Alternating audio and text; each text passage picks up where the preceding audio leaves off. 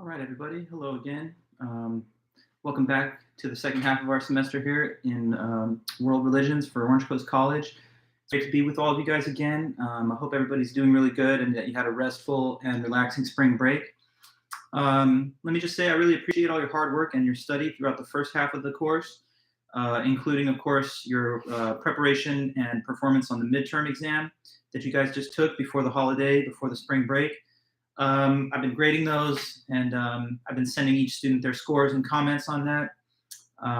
If you did send it in to me, then you would receive your responses as of no later than Sunday, the 2nd of April. This video is posted and listed in our calendar for Tuesday of April the 4th, but by the time you see this, most all of you will have already received your comments and your grade back. I would say most students that are submitting their work and staying focused on the class, watching the lectures and paying attention to the book and all of those things have been doing pretty well, which is great news. But in any case, now we're beginning the second half of the semester, and we're going to see more of the same. We're going to learn about more world religions that we will study and discuss. To keep your mind on the next assignment in the class, the next assignment for everyone will be the second essay.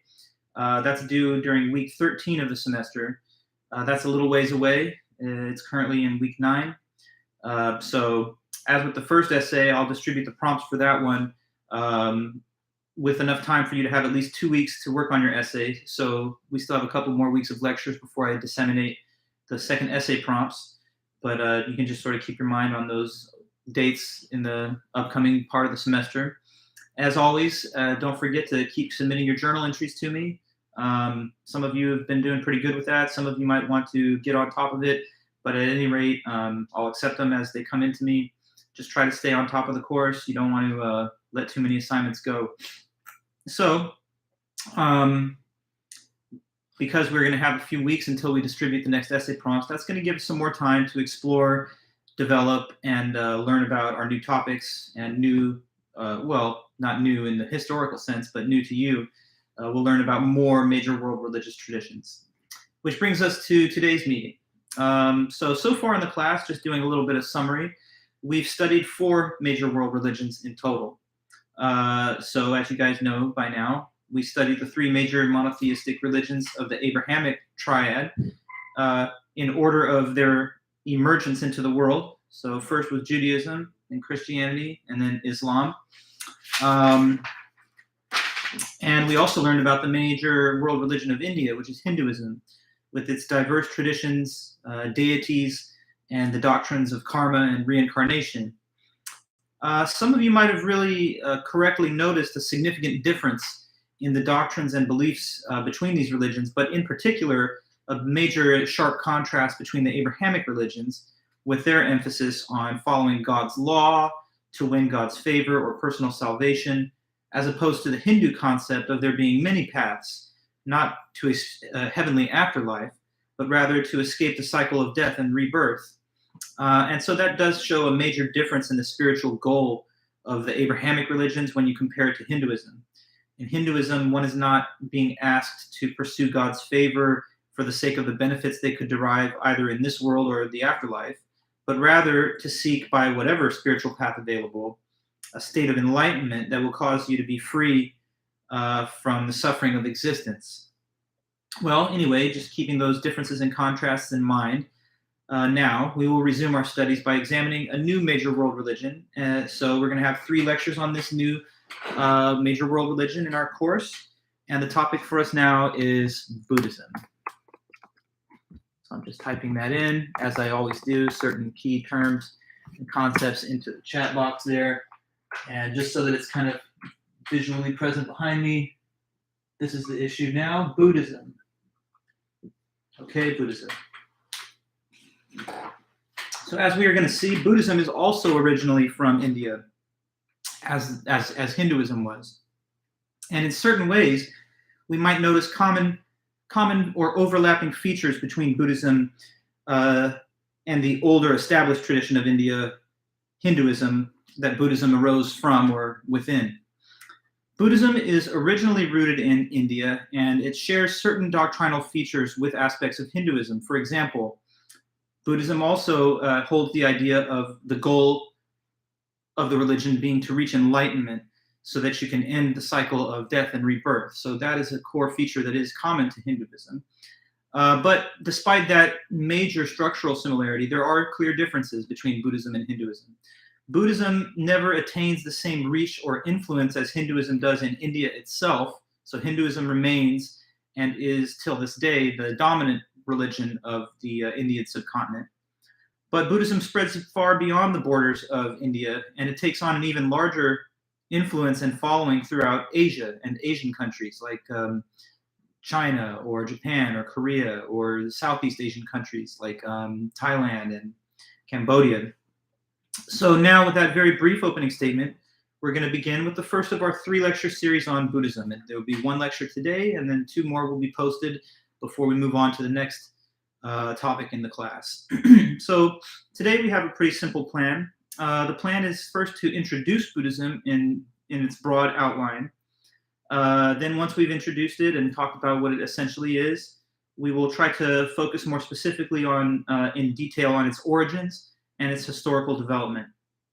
So introduction, origins, and historical development. That's the lesson plan for today.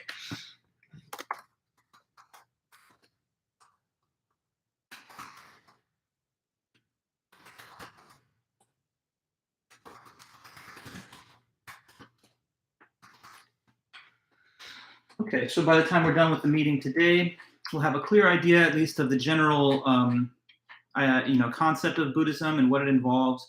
We'll learn about its foundational beginnings, and we'll also talk about how it developed subsequently throughout history after that. And that'll set us up for the next 2 meetings afterwards, where we'll go into further detail about the doctrines of the religion, notable people and sacred times, and all the rest. So first off, let's get started with the beginning, the introduction to the religion. So it's going to be a broad, general overview of the religion, its history, and so on. So one thing about Buddhism that is more similar to Christianity and Islam than what we saw with Hinduism is that in Buddhism, there actually is a key founding figure. There's like a founding father of Buddhism, just as with Christianity, there's obviously the figure of Jesus Christ, and with Islam, there is the Prophet Muhammad. Buddhism also has a central figure that is the original source of the religion. We don't see that with Hinduism, which has a bit more obscure historical origins since they go so many thousands of years back. We're not able to find like an identifiable prophet or messiah figure or enlightened figure that is the sort of centerpiece of the religion. But in Buddhism, we have that. So there's a founding figure that is revered and considered a source of authoritative teaching, who is also seen as an example of a model of how you ought to live your life. And that person in Buddhism is Siddhartha Gautama. Okay.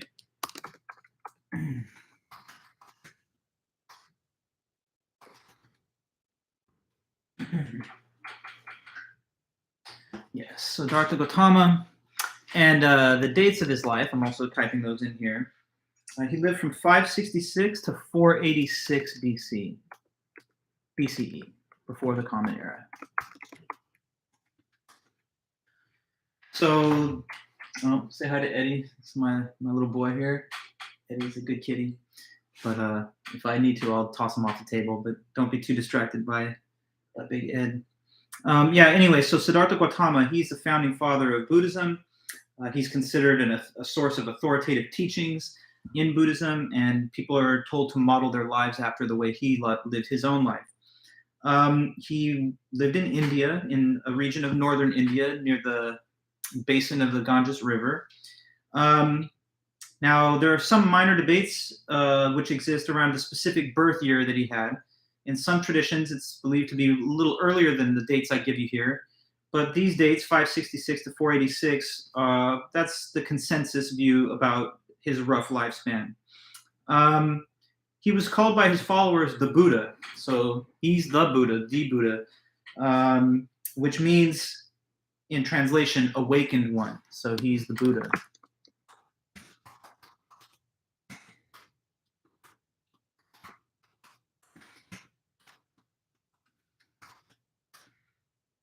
Siddhartha Gautama, the Buddha, the awakened one.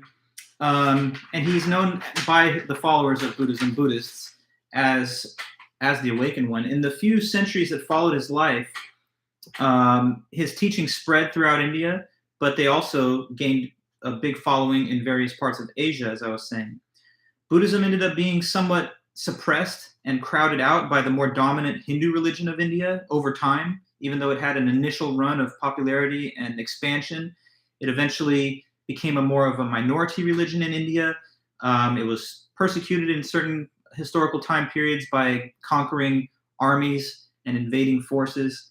So somewhat ironically, it is no longer a major player or force in the country of its origin, which is India, but it has become extremely successful and impactful in places outside of India, especially in countries throughout Asia, including China, Korea, Japan, and also Southeast Asia and Indonesia. It's also got a significant number of followers in Europe and here in North America. I know I've talked to you a few times about the demographics of religious affiliation in the United States, and the dominant tradition here is Christianity with about 70%. It's a big jump down then to Judaism at 2%, and then you have Islam 1%, Hinduism a slightly smaller 1%, and then Buddhism is the fifth largest religion in America behind Christianity, Judaism, Islam, and Hinduism at almost 1% of the population. Now, since Buddhism has spread to so many different places around the globe, it has had to adapt to many different host cultures. And so this sometimes makes a core of cultural practices in Buddhism difficult to identify. But sure enough, Buddhism does have some distinctive and universal aspects and history. So at the core of the religion is recognition of, respect, and reverence for the Buddha, for Siddhartha Gautama. He was born as royalty. So there's an interesting narrative about his life that I'm now going to talk to you about. So he was born into a royal family. He was an Indian prince from the Shakya clan.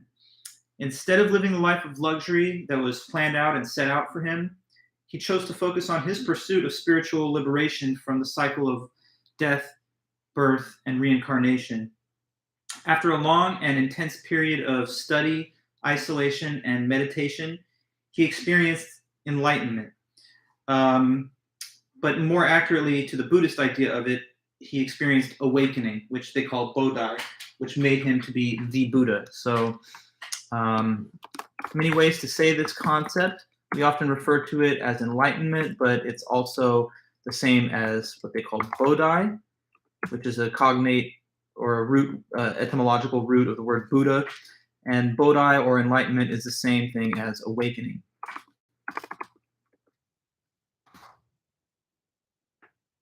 And that's the goal of Buddhism, to achieve the state of enlightenment, Bodhi, awakening, in order to cause an end to the perpetual cycle of reincarnation and rebirth.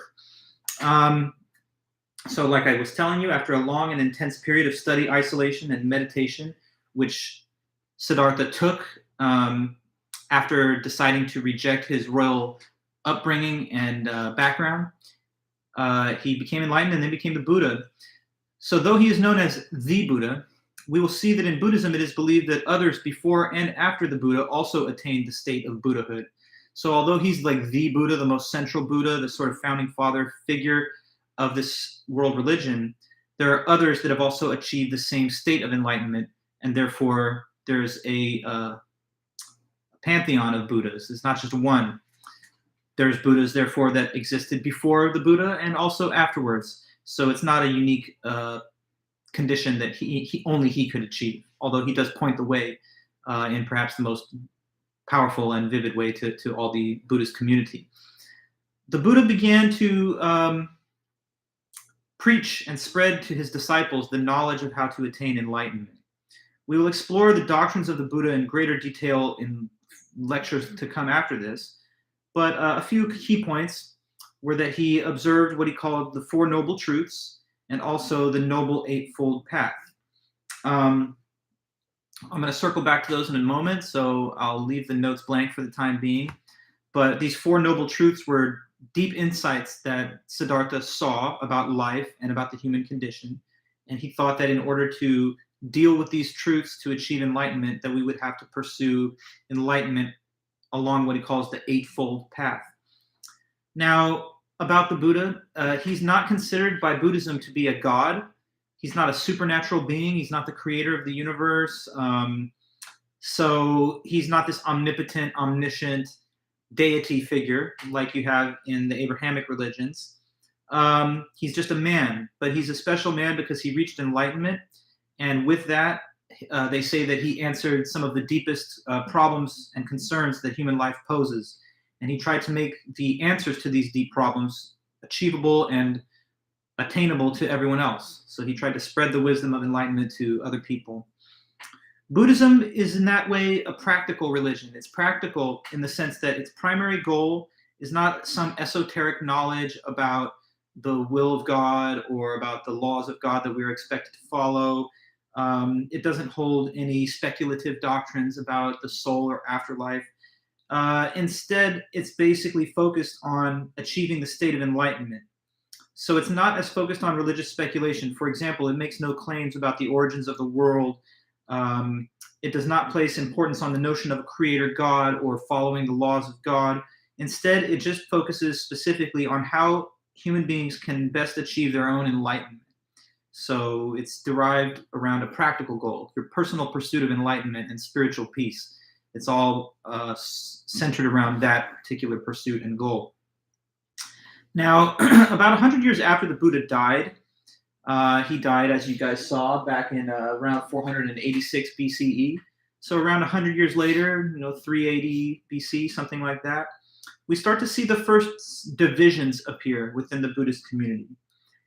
18 competing schools of thought arose, which are called the 18 schools. But out of those 18, only one of them remains in the current day, and that's Theravada Buddhism. So there's different forms of Buddhism. One of them is Theravada.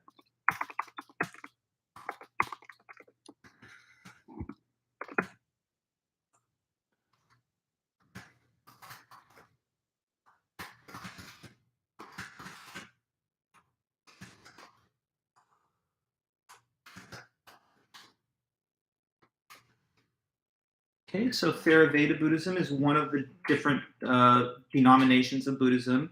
It's the only surviving member of the original 18 rival schools. It is the dominant version of Buddhism in present-day Southeast Asian countries, like, for example, Thailand, Vietnam, and Myanmar. In the 3rd century BCE, there was an Indian emperor named Ashoka. And let me give you his info here.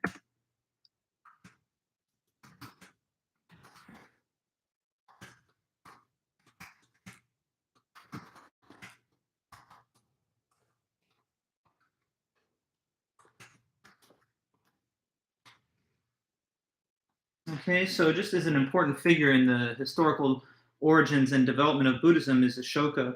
In the 3rd century before the Common Era, he became Buddhist, he converted to Buddhism, and he exported Buddhism to Sri Lanka, which is a sort of South Indian island nation. I don't know if this is easy for you to see, but that right there, little spot, is Sri Lanka. So Ashoka exports Buddhism to Sri Lanka, and then from there, it spreads further to Southeast Asia and Indonesia. So kind of routes of influence go from Sri Lanka over here to these Southeast Asian countries. And that's why still today, that's the predominant form of Buddhism in those lands, the Theravada form. In the 2nd century ACE, Buddhist monks that were traveling the Silk Road, trade routes and so on, took Buddhism to China. And then from there, it spread to Korea, and then after that to Japan.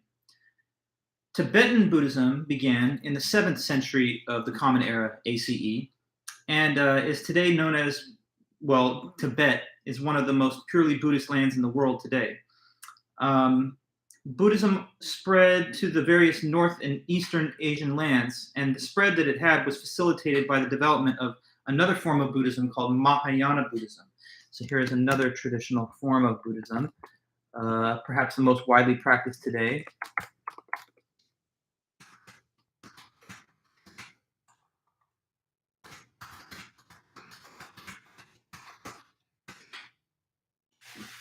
And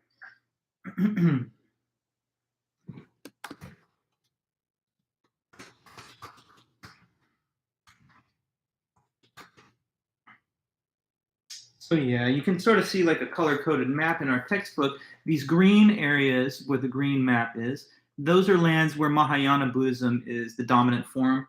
And so that is in the highly quite populous regions of China, Japan, and Korea.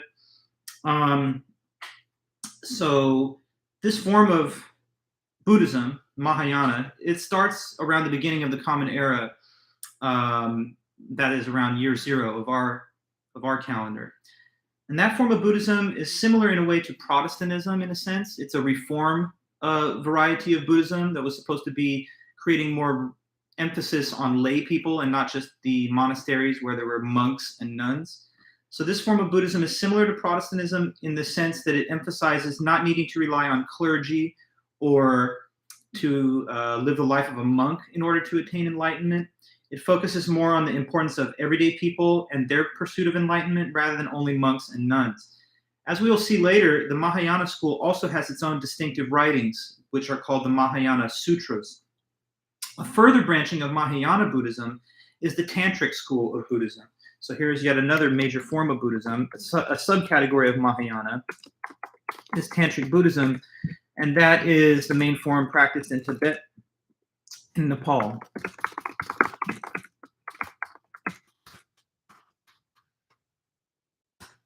Okay, the main form that's practiced in Tibet and Nepal is Tantric Buddhism, an offshoot of the more broad Mahayana school of Buddhism. So again, like I say, the Tantric Buddhism is the dominant version practiced in Tibet and Nepal.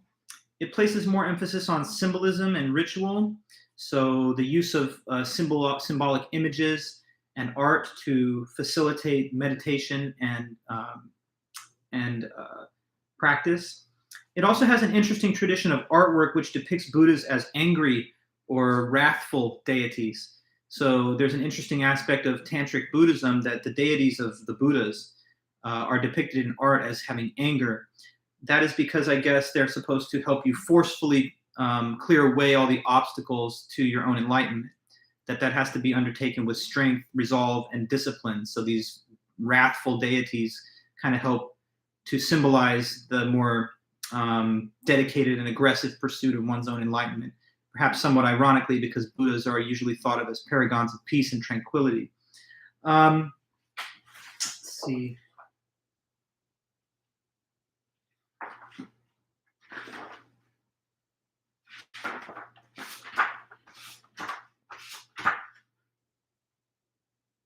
Yeah, well, I was trying to find a good image from our book, but the images that I have here are maybe a little bit too small to easily display. But I'll circulate some of those later. You'll see images then of these Buddhas with kind of angry, wrathful, intense personage depicted for the purpose of showing this righteous pursuit of enlightenment through a more aggressive and deliberate tact. Anyway, the great expansion of Buddhism began with the early followers of the Buddha. But what they then did was they founded schools that were led by scholar monks, and those developed into monasteries. And so a monastery system became the result of the early followers of the Buddha charting out to found their own centers of learning and Buddhist meditation. So with that broad overview in place, now we will focus the rest of the time for today on a more specific focus of the origins and beginnings of Buddhism. So, as mentioned, Buddhism begins with the life of one central figure, Siddhartha Gautama, the Buddha. He was born in the 6th century BCE in the low-lying areas of the Himalayas in what is today northern India or parts of southern Nepal. The most reliable estimate of his lifespan is the one I gave you above, 566 to 486 BCE. He did die at age 80. But some Southeast Asian Buddhists place his dates slightly farther back in time. An alternative historical interpretation of his lifespan is from 623 to 543 BCE. So it hasn't been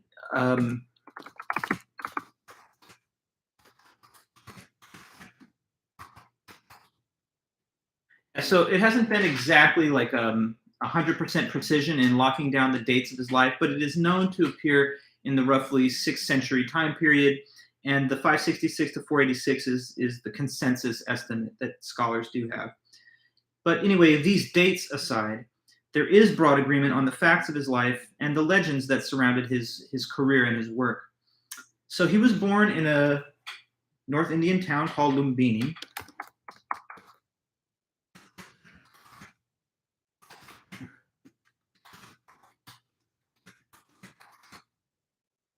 So that's the town of his birth, Lumbini.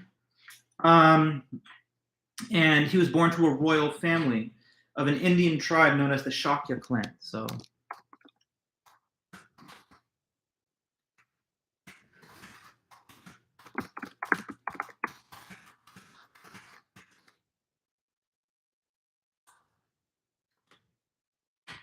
he's a member of the Shakya clan, born as royalty. He spent most of his life in the basin of the Ganges River. That's a region of northern India where he dwelled. According to the tradition, Siddhartha was raised in the palace of his father, King Shuddhodana. So he's a prince. You know, he's born to a king. I'm getting all that right there with the spelling. Yeah. So that's his father, King Shuddhodana. He's born in that palace, and he's raised in the palace of the royal family of the Shakya clan. He married a princess whose name was Yashodhara.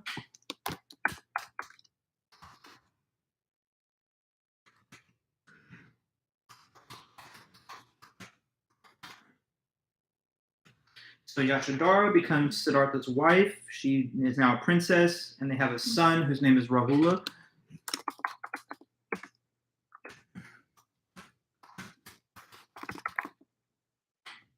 So she gives him a son. He's a prince. Seems like life is all set. You know, he's living the royal life. He was forced, though, by his family to live a sheltered life, which after a while wasn't to his liking. They hid him away from the sight of all things that were disturbing or uncomfortable. So they never allowed him to see poverty, death, suffering, or loss. They forced him to live this sheltered life behind the palace walls.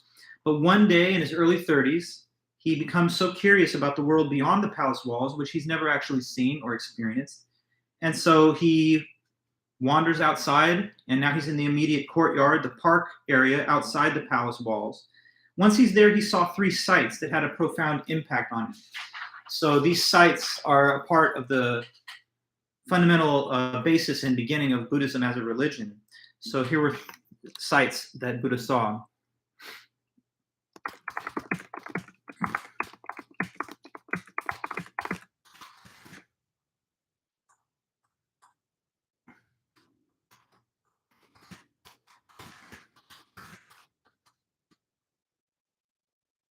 Okay, so one of these sights was the sight of an old person, a person in old age, you know, getting less physically mobile and having the effects of age clearly shown. So he saw an old person. Another sight that he saw while he made this historic and legendary trip outside the palace was a sick person.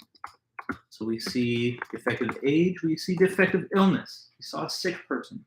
And also a third sight, disturbing to Siddhartha, was a corpse, a dead body. Okay? By seeing these 3 sights, an old person, a sick person, and a corpse, it made him vividly and viscerally aware of the reality of human suffering. He wandered out farther, beyond the immediate courtyard surrounding the palace walls, to the full outside area. And once he gained that perspective being outside, he also saw a 4th sight, which was a wandering mystic in search of spiritual liberation.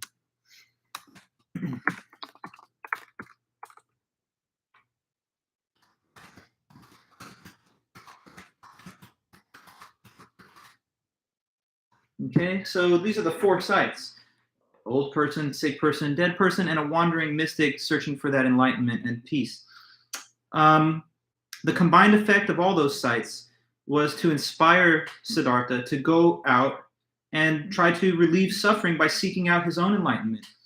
Now, his father and his family, the royal family, the Shakya clan, they weren't too happy with his choice. They tried their best to influence him or to convince him otherwise. They made their arguments. His father and family tried to prevent him, but anyway, Siddhartha did leave the palace for good, and he gave up his royal prince identity for the life of a religious wanderer.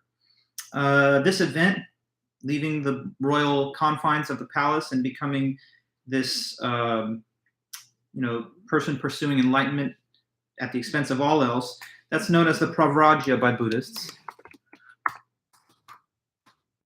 And that just means going forth, the literal translation. But this going forth that we mean in specific is the event of the Buddha, of Siddhartha, because he's not yet enlightened, of Siddhartha making his exit from the palace and going on a search, a spiritual quest for enlightenment. It is such an important founding event, this going forth, that it is reenacted in Buddhist communities as part of the rituals that people engage in when they become either a monk or a nun. There's also a lot of mythical and legendary aspects of the Buddha's life and career that are contained in different writings and stories. So obviously, when I talk to you about these legends, we can take it with a bit of a historical grain of salt. Obviously, there's a lot of myth-making in religion in general, but there's always a grain of truth behind all the myths. So one of these legendary stories about the condition of his birth is that his birth was somewhat miraculous. There was a poet, a Buddhist poet in the 2nd century ACE, who wrote an account of the Buddhist life. The poet I'm talking about, by the way, his name is Ashvaghosha.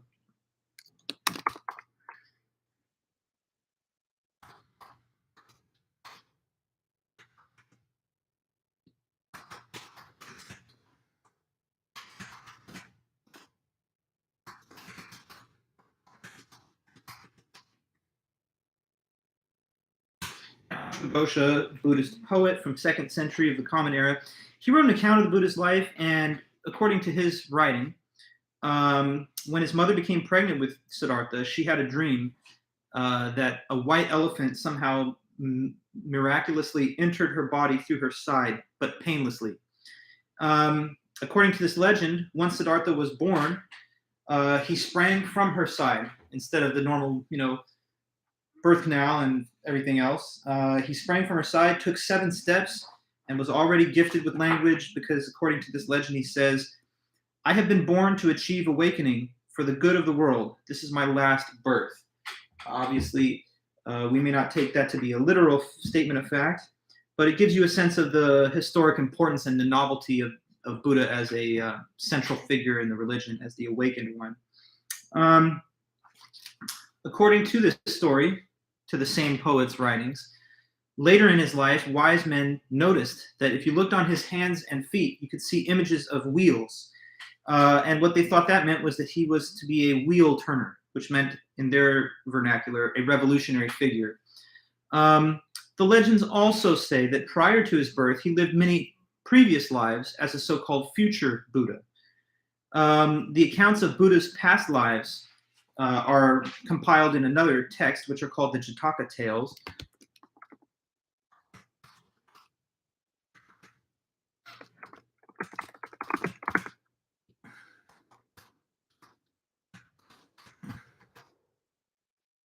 So the Jataka Tales are a compilation of stories that are supposed to give a record of past lives that the Buddha experienced before he was incarnated as Siddhartha. They say of these tales that in them you can see the Buddha preparing for his final life as the Buddha by learning and building good karma over many of these previous lifetimes. As an example of what some of these stories contain, in one of them, he's born as a prince named Vesantara, and this prince is so generous that he gives away almost anything that anyone asks of him, even if they ask him for his wealth or for, to like borrow loved ones from him that they could then just keep confined. He was so generous that he would give anything. It's supposed to be a lesson in the virtue of generosity. In another story of the Jataka Tales, he's described as having lived a lifetime as a deer, which made a noble sacrifice of itself in order to protect the doe. Just quickly looking at the text here, the Jataka Tales of the Buddha's previous lives before his final rebirth as Siddhartha Gautama. The story of Prince Vesantara, the paragon of generosity, is one of the most popular tales. Vesantara, it's said, ruled a kingdom blessed by the presence of a white elephant with magical powers that brought abundant rain. One day, the ruler of another kingdom sent messengers to ask for the elephant as a gift. With extreme generosity, Vesantara gave the elephant away. In protest, his subjects drove him into the forest with his wife and children. There, an evil priest called Jujaka asked for his children as slaves, and he just happily consented. Fearing that Vesantara would give away even his wife, the god Saka assumed human form and asked for her. Vesantara handed her over, but Saka returned her to the prince at once, explaining that because she was a gift from a god, Vesantara must now keep her forever. Vesantara's fortune soon began to turn. His children were ransomed from the evil priest, and soon the prince's kingdom was also restored, and he returned with his family in triumph. Like other Jataka tales, such as the account of the Buddha's incarnation as a deer that offered itself in sacrifice to save a doe, the story of Vesantara is widely venerated throughout Southeast Asia as an example of the virtue of generosity. This quality is particularly important for the Buddhist lay people in their role as donors and patrons of monasteries and monks. So just a little retelling, I guess, of that tale as it's written down in our textbook there. So anyway, when Siddhartha first left the palace, he withdrew from society, and he was trying to make strides towards, achieving enlightenment. But the first attempt that he made towards that goal was a little bit extreme. He started to practice extreme self-denial, including intense fasting, denying himself food and drink. And he was so hardcore in the way he was trying to reach enlightenment through these methods that he almost died from the effort. So he took stock and he made course correction. He said, you know what? I think this extreme pathway to enlightenment is too much. So he concluded that the right path to liberation wasn't this one because it wasn't healthy. And that caused him to develop what is known as the middle way. So this is an important concept in Buddhism, the so-called middle way.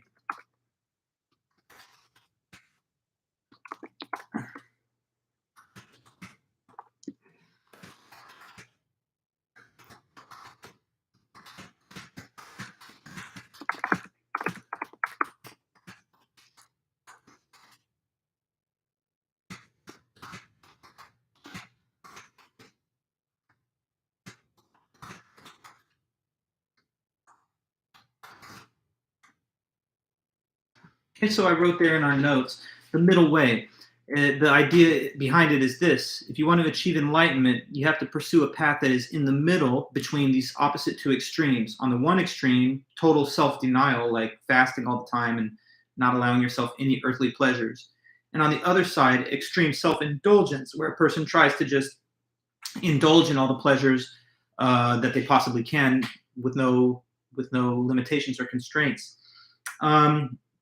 So his experience taking the extreme path of self-denial and asceticism made him think that there's a more moderate course that people should be able to achieve in between these other two. So that's the middle way, middle again between an undisciplined life of self-indulgence versus a life of extreme austerity and self-denial. So continuing on his journey, he eventually wanders to a tree, which is positioned on the bank of a river in a city called Bodh Gaya. Okay, so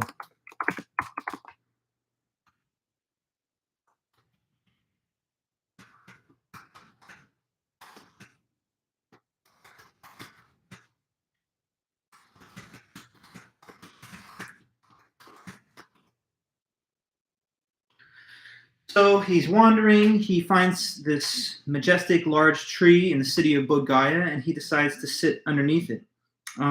This is sometimes called the Bodhi tree, the tree of awakening. He took a seat beneath the tree and he set his mind to this purpose. He says, I'm going to not get up from this spot until I achieve my goal of spiritual enlightenment and liberation. So he sets down and he's determined to reach his goal. Now, cosmic forces of like evil seem to be aware that the Buddha is setting down to complete his mission of spiritual liberation. And so in order to try and throw him off and to prevent him from reaching it, an evil god named Mara is described by the tradition as making an attempt to distract him with fear or to tempt him with lust. So, the evil god, sends all these dancing, beautiful ladies to Siddhartha and also all these visions of like evil demonic beings to try and get him to raise up out of his spot or to do something else to distract him or to scare him away from his pursuit of this enlightened state. But he withstands all of that. He endures through it, and he does finally reach enlightenment sitting there underneath the Bodhi tree. Now he's become awakened. Now he's the awakened one. And now because he's awakened to the truth and the law of human existence, he properly attains the title of the Buddha, the awakened one. They said that the Buddha's insights were these, okay? So he gained these sources of insight: knowledge of his previous births, knowledge of the births of others, and knowledge of the Four Noble Truths. So one of the core insights that he came to realize while sitting under that tree was this: the Four Noble Truths. And this is the core concept and doctrine of Buddhism. So what are the Four Noble Truths? Here they are, coming from the Buddha to you. The first one is the truth of suffering. So number one, the truth of suffering.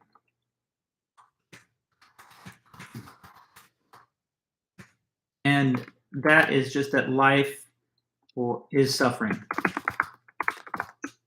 That's the first of the Four Noble Truths, that life is suffering, and that's the truth of suffering.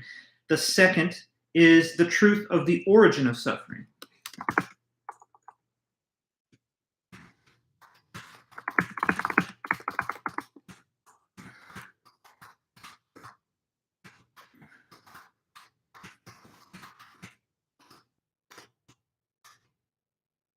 Okay, so the second is the truth of the origin of suffering. Where is the origin from? It's from desire.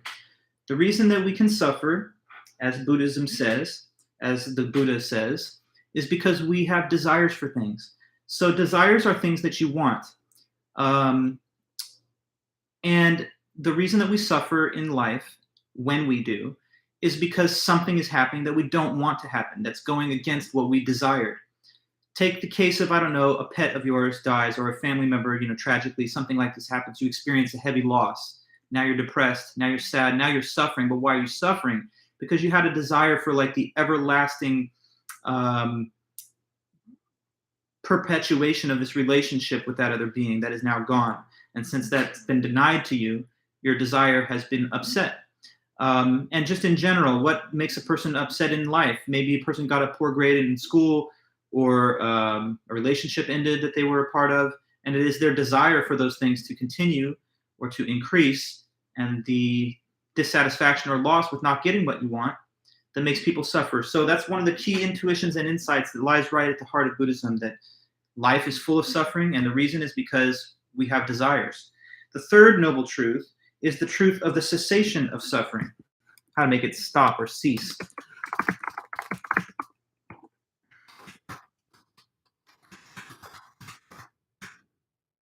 The truth of the cessation of suffering, what causes it to stop? To extinguish your desires.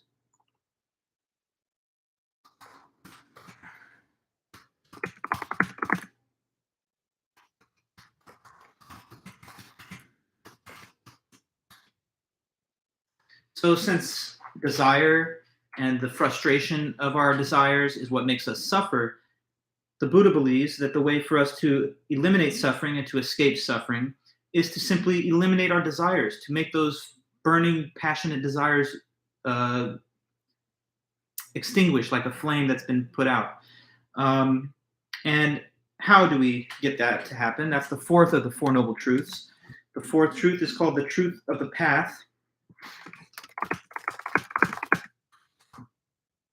And the truth of the path that tells us that in order to cause our suffering to end, and thereby to cause our desires to be extinguished, we have to pursue the Noble Eightfold Path.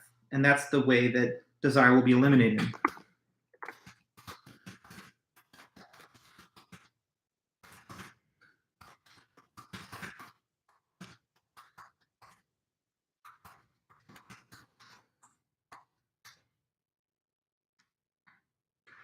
Okay, so those four truths kind of summarize the core of Buddhist belief and tradition, that we suffer in life, that we suffer because we have desires, that we could make our suffering end if we could get our desires to end, and that the way we will get those desires to end is by following a course of conduct, and so on. That's called the Eightfold Path, the Noble Eightfold Path. We're going to talk a little bit more about that Noble Eightfold Path in the next coming lectures. But just to give you a little bit of a description from our book on it, it says here, well, about the Four Noble Truths, it says, the first of the Buddha's profound insights at Bodh Gaya was the knowledge of his previous births. This was followed by the knowledge of the births of others, and finally by the knowledge of the Four Noble Truths, the truth of suffering, the truth of the origin of suffering, the truth of the cessation of suffering, and the truth of the path. This can be explained as follows. The Buddha's awakening began with his realization that all life is filled with suffering, in particular the suffering that comes from seeing a beloved person, object, or experience pass away, as it inevitably must. He perceived that the origin of suffering lies in desire, and that desire comes from an ignorant misconception about the nature of things, in particular the nature of the self. With his discovery of the Four Noble Truths came the conviction that he, Siddhartha, had brought suffering to an end. According to the Buddha, suffering ceases when the process that generates it is reversed, bringing about nirvana, an end of desire and ignorance. And the Buddha believed that nirvana could be attained through the Noble Eightfold Path. Okay. So by discovering these truths, Buddha believed that he learned how to assist people, not just himself, but others, in reaching enlightenment and therefore ending suffering. By following that Eightfold Path, a person can become enlightened and end their desires. Now, at first, having achieved these insights and this enlightened state, his first instinct was to just keep the insights to himself and to focus on his own personal enlightenment. But he stayed there under the tree for a few weeks longer, meditating on the question, and he decided ultimately to try to spread this wisdom to as many other people as possible. So he goes and walks to a park where he meets 5 friends that were seeking enlightenment, and he taught them a sermon that has come to be known as the first turning of the wheel of the Dharma. In this speech, Siddhartha gives the first outline of Buddhism as an organized religion, with this newly enlightened teacher himself describing to a small group of friends how best to achieve the same kind of awakening that he had experienced. And for the 45 years left in his life, he just wandered throughout northern India, preaching his message and expanding the Buddhist community. There's a term for the Buddhist community, which is Sangha.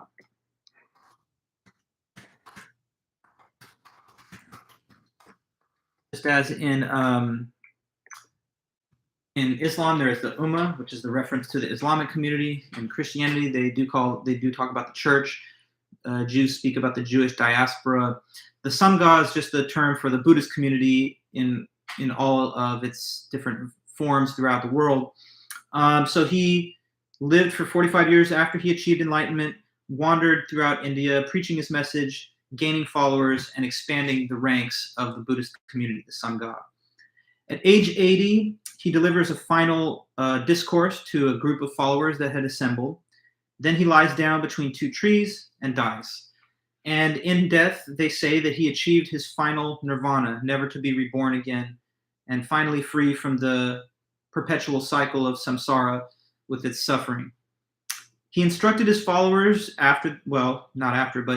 he left instructions with his followers to cremate his body and spread the ashes as relics to different funeral sites. These funeral sites were actually mounds that are called stupas in Buddhism. So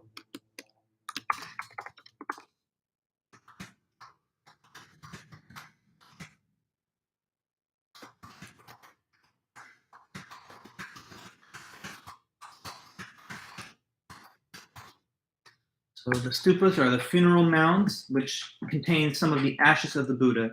According to his directives, he was to be cremated and the ashes disseminated or distributed among various stupas, funeral sites. Many of these still remain, and going to them to venerate the remains or to meditate or pray is an act of worship that is found within Buddhism. There's not a traditional God figure that people worship to or pray to or etc. But there is veneration of the Buddha himself, and the sites where his ashes remain are considered sacred and sanctified by their association with the Buddha. Many things besides these specific relics also have sacred meaning in Buddhism, like objects associated with the Buddha's life or places that he was known to have traveled. They're also considered holy and sanctified to Buddhists. Buddhists refer to these physical sites as Buddha's form body. Okay, terminology for us, form body.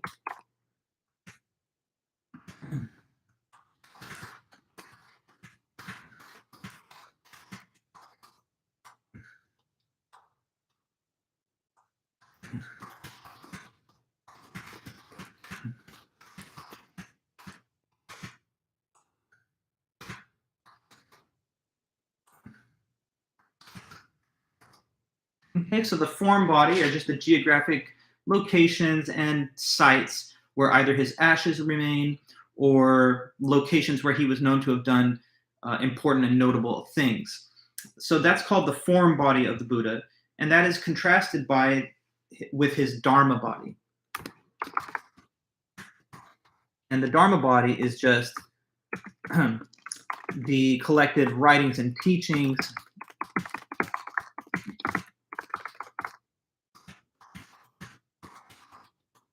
of the Buddha. Okay, so the things that he said, the messages that he delivered, the information that he gave to people about how best to pursue their enlightenment, that's the Dharma body of the Buddha, sacred texts that come down from the original teachings of the Buddha and so on. And then that's contrasted with his form body, which is where his actual ashes lie or where locations are at that he did things in. In these two ways, the form body and the Dharma body, the Buddha maintains his lasting presence in the world to Buddhists. So the Buddhists of the world feel that, in a sense, the body, quote unquote, of the Buddha still exists because we have his form body and we also have his teachings that he handed down. So we have his words and thoughts together with his physical form. There are also countless artworks and statues that depict the Buddha throughout the world, although these visual representations of the Buddha only seem to start being created at about the beginning of the Common Era, that is the beginning of year zero on our calendar, centuries after the time that he was said to have lived. So then, now we've really gone into deep explanation of the origins and the beginnings of Buddhism. So to wrap up the rest of the meeting today, we're just going to go over a little bit further into the historical development that followed after those origins. So the written tradition in Buddhism doesn't really begin until about 500 years after the Buddha's death. So for this reason, certain details are somewhat unknown. For example, how did the small initial Buddhist community grow so massively from an initial tiny group of followers to a major world religion across India, Asia, and the rest of the globe? We don't have quite specific answers to that, but what is known to the best of our scholarly consensus, given the available evidence, is this. Shortly after the Buddha died, approximately 486 BCE, a first Buddhist council was held in the North Indian city of Rajagriha. So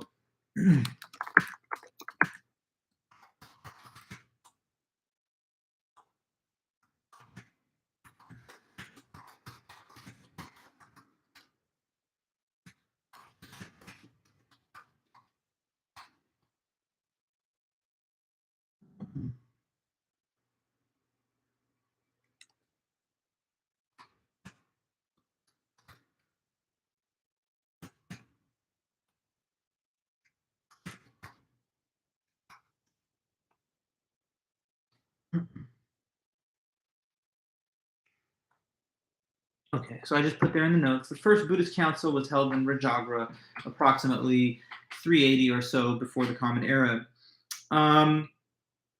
Now, did I write 386? I meant to write 480, my bad.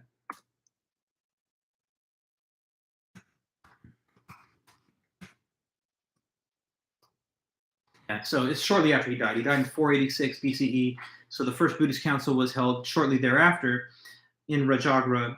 In one version of the events, the Buddha's main student, Kashyapa, so this is like his main disciple or follower,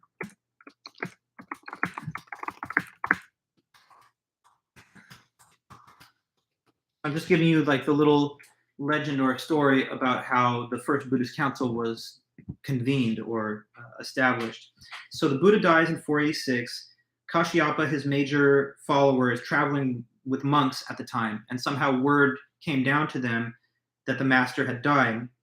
Now, as Kashyapa was thinking about this and what it meant, one of the monks that was traveling with him began to celebrate, and Kashyapa was like, "Why are you celebrating the death of the great Buddha, our master?" And he said, "Well, now that he's dead, there's going to be perhaps a loosening of the rules that us monks are expected to live by, the monastic rules." So Kashyapa saw that, and he was worried right away. He said, if this is the general reaction that a lot of other Buddhist monks are going to have, like, awesome, now it's time to kind of make more relaxed and loose our adherence to the rules. He thought, well, we should convene a council then to summarize the Buddhist teachings into a common doctrine, and also to set firm monastic guidelines and rules to guide the lives of monks, but also the larger, layperson Buddhist community. So the council produced a core statement of Buddhist doctrines, beliefs, and principles. But about a century or so later, now we're talking about 380 BCE, another second council was convened to sort out variations to those monastic rules in order to deal with the fact that Buddhism was expanding so far that it was finding itself in new lands where people had different cultural standards and norms. It was in this environment that the first sectarian divisions started to happen in Buddhism, which eventually led to the division between the Mahayana school of Buddhism and the Theravada school of Buddhism. Around the beginning of the Common Era, the Mahayana Buddhist movement began as a reform movement within Buddhism.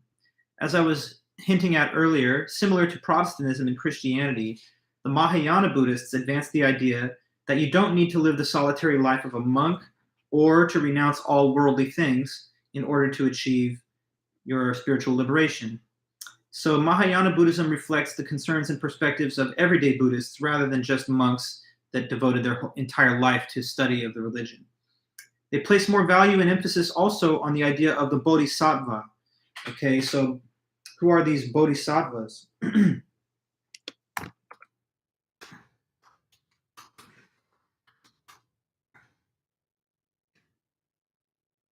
Okay. So the bodhisattva are these celestial Buddhas that have already achieved enlightenment in the past. And in the Mahayana school of thought, in the Mahayana version of Buddhism, once a bodhisattva attains their spiritual enlightenment, they return to the world out of compassion to assist others and to relieve in their suffering too. So they don't just withdraw from the world in meditative seclusion, like the ideal of a solitary monk, but they also go back into the world to try and bring more people into the fold of enlightenment. So Mahayana Buddhists say that the Buddha himself granted this interpretation of Buddhism in a sermon that remained hidden for a time, and it was revealed later to the public.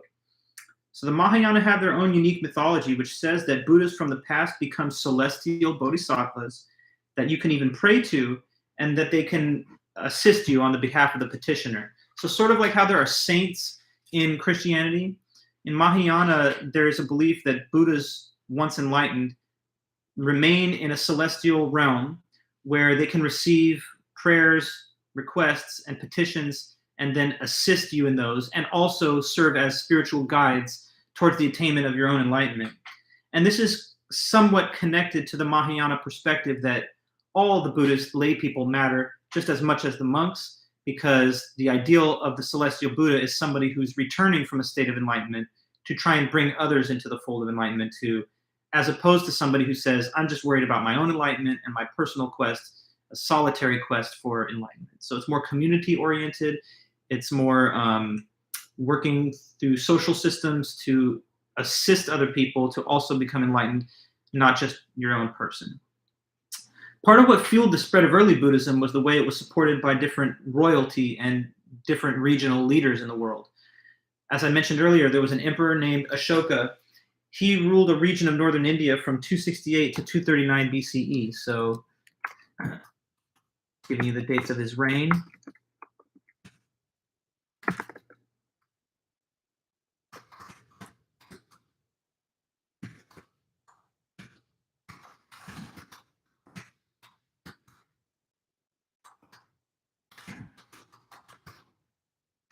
Okay, so for that 30-year time period, he was the ruler of a region of northern India, and he publicly converted to Buddhism during his life. Using his platform as the king, he advanced a policy known as righteous conquest. which spread Buddhism through teaching, not by violent means, but through teaching to other areas, including to Sri Lanka. After it was in Sri Lanka, it spread on its own further through trade routes and through travel routes to Southeast Asia. At this same time, Buddhism was also starting to appear in places like Afghanistan and Central Asia, because there were Buddhist monks that were traveling along trade routes in the Silk Road. In this way, even Greek kingdoms that were located in the region at the time, being brought there by Alexander the Great's invasion of parts of India in the 4th century BC, also came to have contact with Buddhism as well. And at least one Greek king in the region converted to Buddhism during that time period.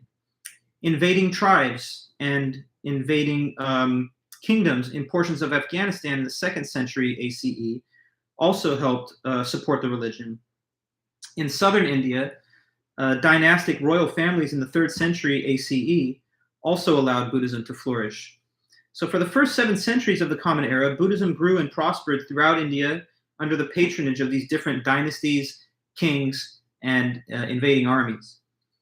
Buddhist monasteries that developed in this period became highly refined centers of learning for religion and philosophy, but also for other topics like medicine, language, and the study of astronomy. Later, in what some call the late medieval period, from the 11th to the 13th centuries, Buddhism in northern India becomes threatened. Invading armies, including the Islamic armies of the Mughals, destroy a lot of Buddhist monasteries in India at that time because they were persecuting the kings and royals that gave patronage and support to those Buddhist monasteries. So it's kind of like if an invading army comes in and they're trying to take conquest over this region, and they know that there are leaders that are either sympathetic to Buddhism or Buddhists themselves, that cause them to, feel that they should righteously destroy the religious framework there because they're invading with a different worldview, a different perspective on religion, which in their case would have been a monotheistic Abrahamic religion like Islam.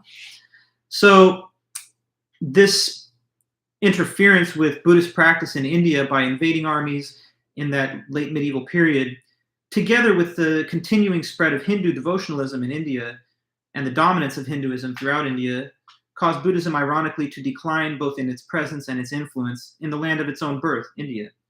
But as I said earlier, it spread very far throughout other lands, most essentially Asia. As we were saying before, King Ashoka brought Buddhism to Sri Lanka in the 3rd century ACE with his missionaries. And Buddhism flourished there for over 1,000 years. When Buddhism started declining in India in the 11th century, Buddhist monks and kings in Thailand and Myanmar took influence from the Sri Lankan version of Buddhism. So Sri Lanka becomes a kind of portal to the further spread and strengthening of Buddhist traditions throughout Southeast Asia. There was a Sri Lankan king who reigned from 1173 to 1210 ACE, who brought Theravada Buddhism into the dominant practice of Sri Lanka. And taking influence from this, Theravada became the dominant form of Buddhism in Thailand and Myanmar, which it still is to this day. Now about Tibet and the roots of Buddhism in that land. Buddhism came to Tibet in 2 phases, known as the first and the second diffusion of the Dharma. The first was in the 7th century ACE, when wives of the Tibetan king Songtsen Gampo brought images of the Buddha to the capital. From there, the first Buddhist monasteries were built in the Tibetan town of Samye in the late 8th century. And the construction and establishment of these monasteries were assisted by Indian scholars and tantric saints of Buddhism. Now, the Tibetan variety of Buddhism, as I told you, is tantric Buddhism. In tantric Buddhism, there has long been this mutually supporting system of Buddhist culture, tantric ritual practices, monastic discipline, and royal secular power. Tantric Buddhism is itself a variation of Mahayana Buddhism, and the main form practiced in Tibet today. It emphasizes ritual and symbolism, and it has interesting art, as I've said, depicting wrathful deities. I want to save deeper discussion of that for next time when we go over aspects of the divine and ethical beliefs of Buddhism, but that's something to flag for future discussion. This is the first diffusion of the Dharma in Tibet, and it ends during the reign of King Landharma, who was an anti-Buddhist who reigned from 838 to 842 ACE. So here we go.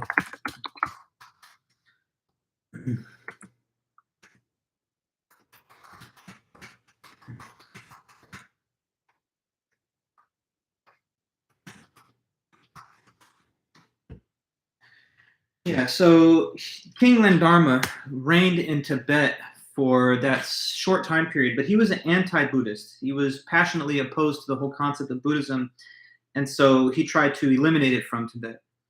But it did re-enter Tibet later at the end of the 10th century in what is called the later or second diffusion of the Dharma.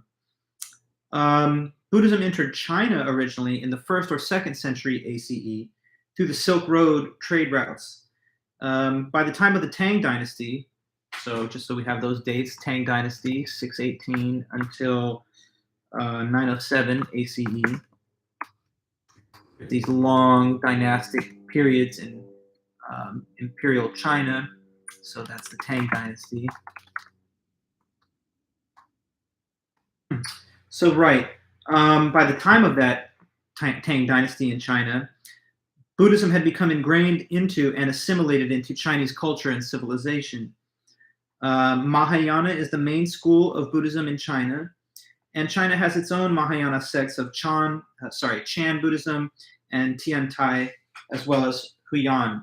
So a couple of different varieties of Chinese Mahayana Buddhism. There's Chan, Tiantai, and Huyan.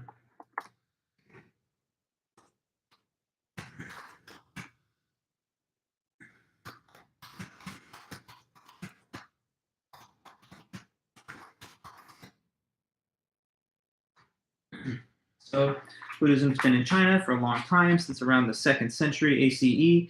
By the time of the 6, 7, 800s, it had become well ingrained into Chinese culture, and there's a couple of different prevailing schools of it in China, all under the broad umbrella of Mahayana.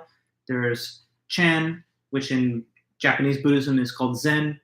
There's Tiantai and Huyan Buddhism. Chinese Buddhism is really influenced by the concept of the celestial bodhisattvas that we talked about, that can grant good luck, guidance, and intercede on a person's behalf that prays or petitions to them. Later in Chinese history, from this initial period of kind of success and spreading of the religion, it was regarded as a foreign faith by certain imperial powers. And that means that Chinese Buddhism was also persecuted to some extent in China, especially during and after the Song Dynasty. So here we have the Song Dynasty and their long reign.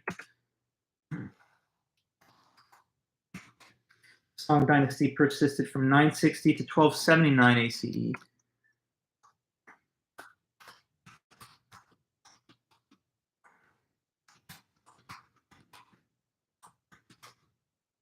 During the Song Dynasty and shortly, in the time period after it, Buddhism kind of fell out of favor a little bit in China. During that time period, there was a greater emphasis placed on Confucian thought, the ideas of Confucius, who we will actually talk about in the next unit of the course, as a primary source of codes for how to live. But despite this and the occasional kind of waxing and waning of its influence and prominence in the land of China, it still does remain to this day one of the 3 teachings that is revered as central to Chinese moral philosophy and religious thought. Chinese Buddhism was then transmitted to Korea in the 4th century ACE, and later Chinese Buddhism was exported out to China in the 6th. Chinese Buddhism was exported out to Japan in the 6th century ACE. So you see the kind of migration of Buddhist thought from one land to another. It appears in China, 2nd century ACE. From there, it gains footing in Korea a couple centuries later in the 4th century, and then subsequently it finds its way to Japan, also from China, but to Japan in the 6th century ACE. Vietnam also took on Chinese Buddhist traditions, but was already present there as early as the 2nd century. Some forms of Buddhism had already existed there from before the Chinese influence on Vietnamese practices of Buddhism. Now, in all these lands, these Asian lands that I'm mentioning, the meditative practices of Chan Buddhism can be found, as well as devotion to the celestial Buddhas. Also of note to Buddhism and Buddhist culture is the person known as the Dalai Lama. So here's another important concept or figure, the Dalai Lama. So this is the priest king of Tibet.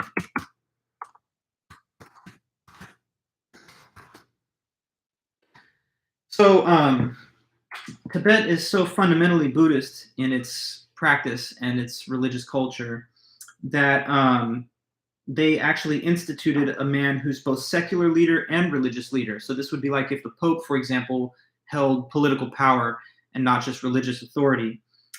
So it's a priest king, this Dalai Lama. There was a succession of Dalai Lamas in Tibet from the time of the so-called fifth Dalai Lama, who lived from 1617 to 1682, all the way up to the 14th Dalai Lama, who's still alive today. Under their leadership, Tibetan Buddhism flourished and dominated in monasteries throughout Tibet, but was then replaced by secular leadership after China invaded Tibet in 1950, forcing the Dalai Lama to go into exile and forcing them to reform their governmental structure so that it was a secular government no longer organized by religious authorities like the Dalai Lama. So that's really all I had for you guys today. I just wanted us to get our first taste of Buddhism. And so what we've been able to do is just discuss in broad outline the introduction to the religion, its initial origins, and then its subsequent historical development. When we come back next time, we'll continue on the same theme. We'll talk more about aspects of the divine in Buddhism, sacred texts, sacred persons, and ethical principles and all the rest. But I want you guys to just keep following the course, keep following the reading list, and stay in touch with me. If you ever need anything, I'll be in touch. But for now, I guess, until the next installment gets posted, thanks so much, everybody. Really hope you're all doing well. And yeah, just take care, and I'll be in touch with you soon. So thanks so much. I'm signing off.